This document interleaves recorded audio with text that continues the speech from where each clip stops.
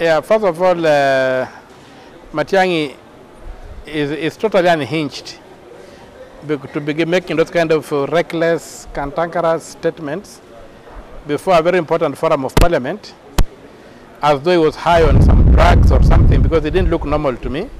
And those statements he made were basically insults. And if you look at the kind of work that goes into preparing pleadings and arguing them before a judge and getting orders, and also given the fact that the default of a judge is usually to assume that government positions are constitutional, it is really, really saddening that a man of Matiang'I's caliber, a man who at one time was teaching my books at the University of Nairobi, in particular the play Luanda Magere during his literature classes, should degenerate just because he has tested some power to a level whereby he thinks that he's a small god, some tin god to be worshipped. And so for me, there's no truth in what Matiang'I said, totally no truth. It was basically designed to trivialize a very serious issue of the rule of law in the Republic of Kenya, and he must not be allowed to get away with it. And as a result of that, I am personally going to take action. I've drafted a letter which I'm going to deliver to the clerk of the National Assembly, demanding in no uncertain terms that I be given an opportunity to appear before that committee of parliament and to cross-examine Dr. Matiang'I on these allegations. Either he substantiates whatever he has said, or he withdraws it.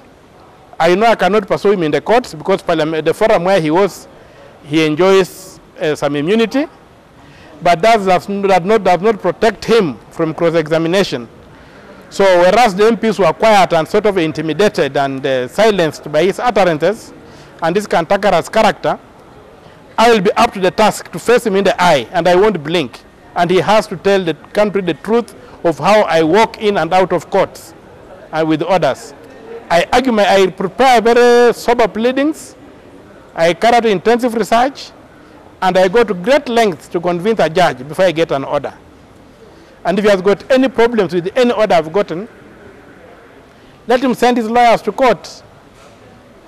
Let them contest those orders.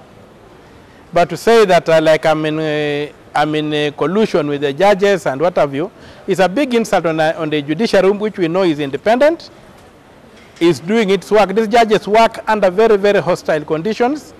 They sit for a very long time. They listen to very many cases. They hardly have free time. They have to sit back in the evening to write. Even at their homes, they write judgments. So we cannot afford to begin casting aspersions to this group of public servants who so far have demonstrated that they are the only institution still having a republican character of upholding the rule of law and of trying to dispense justice or to hold public office without using public office for personal gain. And so Mr. Matiang'I, I think, has stepped on rather slippery grounds. And over and above that, I think I'm now convinced that this guy does not deserve to be in a public office.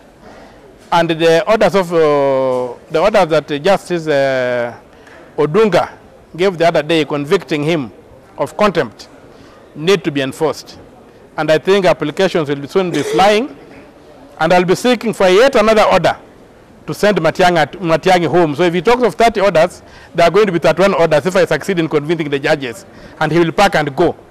So we are not going to be intimidated by somebody who earns a salary from the public coffers, which coffers are fueled by taxpayers, to come and begin thinking that he is ruling and running roughshod over the taxpayers.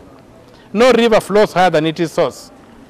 And the time for Matiang'I to go has come, but before he goes, I want to confront him as the cabinet secretary for interior before the same parliamentary committee where he engaged in verbal diarrhea to denigrate and insult judges, and tell him and show him how we cure diarrhea in this country.